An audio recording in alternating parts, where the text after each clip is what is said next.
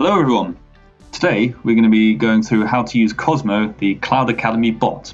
Now Cosmo is a new add-in for your web browser which uses AI to make it easier for you to find Cloud Academy videos on different functions for different programs. Now as you can see, I've got Excel open here at the moment. Let's say I want to learn how to add a hyperlink into my spreadsheet.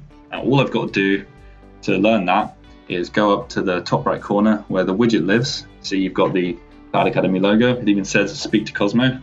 I just click on it to open the Cosmo chat box. Then I can just type in add hyperlink in Excel, hit enter, and it'll bring it up for me right there.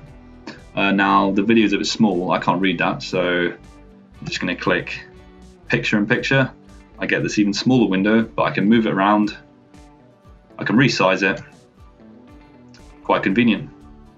If you don't want to do that, you can go to play a new tab. You get a dedicated window. You can hit full screen, just sit back, watch the tutorial, no problem.